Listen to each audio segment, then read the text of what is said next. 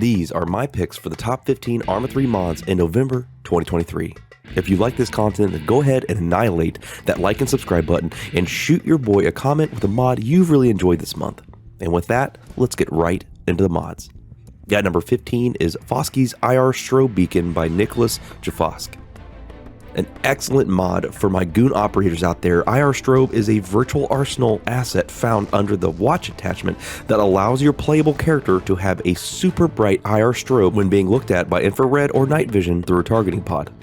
This mod was just updated today with the ability to command your AI squad mates to activate it on their own helmets, as well as introducing ACE compatibility in its context menu. But ACE is not a requirement for this mod.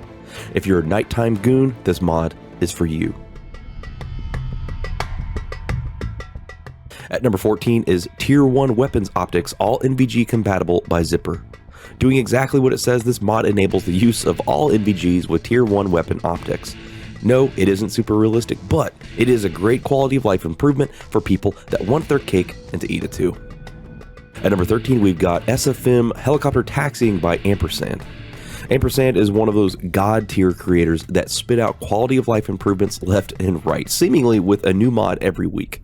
This mod allows wheeled helicopters to taxi by using the vanilla wheel brake on and off switch. Once activated, you press and hold the winch up and down button to begin taxiing. This will add some great realism to those rotary wing aviators out there who have been forced to take off in the middle of the airbase without actually taxiing to the runway.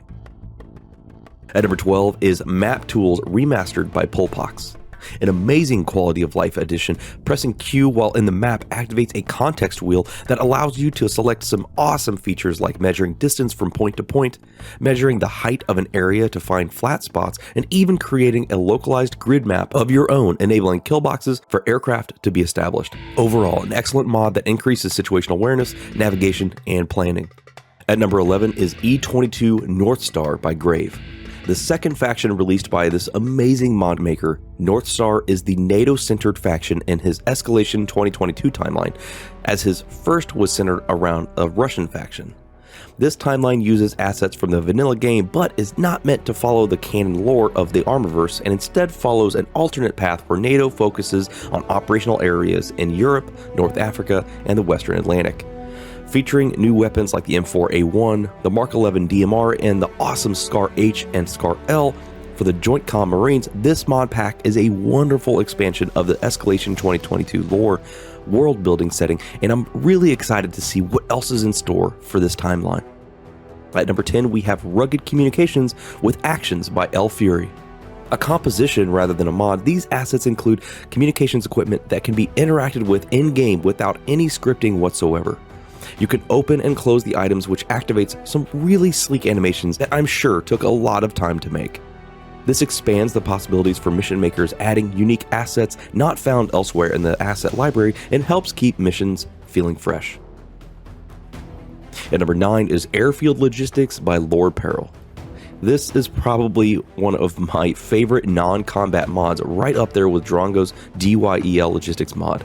Airfield Logistics is exactly how it sounds, including a 4K and 10K forklift and 2 aircraft towing vehicles, as well as a myriad of other items you'd see around aircraft on a flight line, like power carts, tow bars, and fire extinguishers.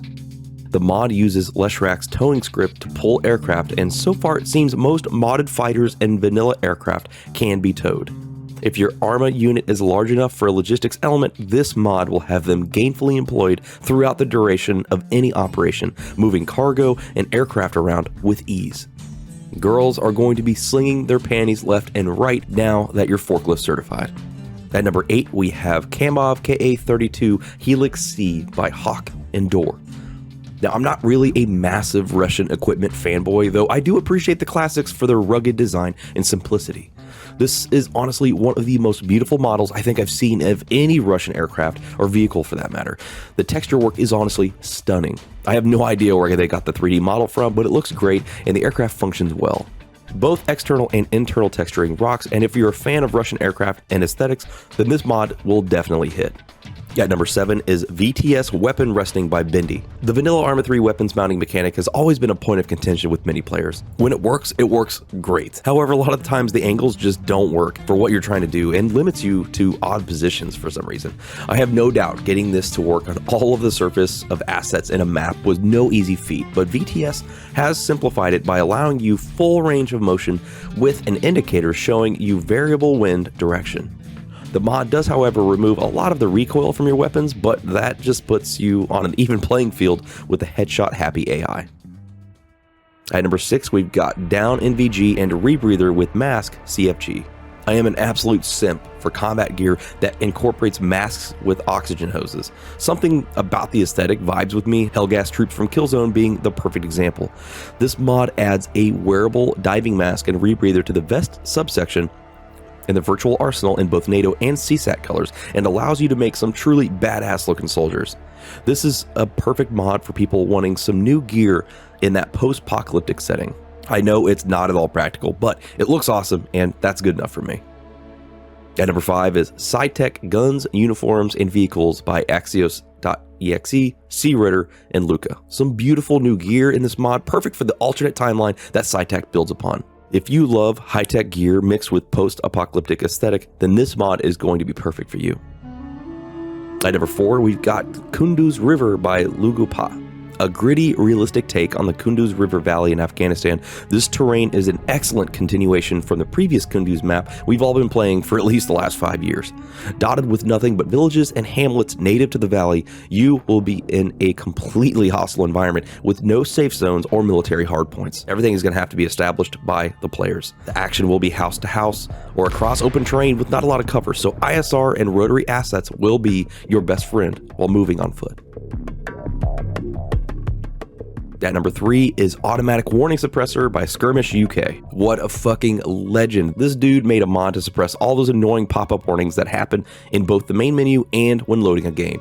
It's important to know what the warnings are telling you though, so make sure you address any of those that are actually causing you problems. There's nothing more to this mod outside of loading it up and starting the game. It's awesome. At number 2 is F-35C by Lord Peril. The madman that he is, Peril has been hard at work bringing in high-fidelity mods to the workshop that have interactive cockpits with complex startup procedures and operations. He wants to remind everyone that, of course, this isn't DCS. However, this does bring some aircraft up to, I'd say, around VTOL VR level of fidelity if you've played that before. It's honestly a great in-between. The aircraft can be learned through the built-in iPad on your pilot's leg, giving you startup procedures and even a button to overlay the order of operations to get the aircraft started and flight ready. The best part is, it does not require ACE, and instead, Peril and Lala have developed their own custom vehicle interaction mod that is a requirement to use both the F-35C and the recently released A-10C. Additionally, they've incorporated a custom pylon customization action when next to a rearming point like a supply truck or a hangar. This mod is a must-have for those hardcore flyers, and I've been loving it. And finally, at number 1 is the incredible S.O.G Nickel Steel by Savage Game Design. This mod comes straight from the developers of the S.O.G Prairie Fire Creator DLC, and it includes the badass AC-119K Stinger gunship, the C-119 Transport and Daisy Cutter Bomber, and Water Buffalo, which every warfighter knows is a critical asset in fighting war. The standout asset here is without a doubt the gunship, which comes standard with 2 side-mounted M61 Vulcan cannons and 4 M134 Gal-2A miniguns capable of variable rates of fire. Known for hunting trucks over the Ho Chi Minh Trail during the Vietnam War, the Stingers were an absolute nightmare for North Vietnamese soldiers and the Viet Cong. The mod also solved a huge issue for gunships in Arma by allowing a single pilot to now operate the weapons while in orbit. By activating the orbit function in the menu, the aircraft will loiter over the selected area and let you pummel targets below. Once you're done delivering fury and justice, you can hop back into the pilot seat and fly home. You could also change the loiter range and even the entire loiter position if you get a follow-on tasking. This is a self-contained can of whoop-ass that a single flyer can operate. The C-119 comes in both transport and bomber configurations, which comes loaded with a single 15,000-pound BLU-82 Bravo Daisy Cutter in the back. If the gunship couldn't kill it, then the Daisy Cutters sure will. Well guys, that's all I have for this video. I hope you found a new mod or two that interested you, or you just enjoyed the video overall. I'd like to say a massive thank you to my God tier patrons as well as my chiseled jawed channel members for their incredible support to me and my channel. Thank you guys for allowing me to continue to bring content to the masses. And of course, as always, I want to thank you, the viewer, for watching, liking, commenting, and subscribing. We're almost through 2023 and we still have so many mods to cover. Thank you all again for watching, and I will see you in the next video.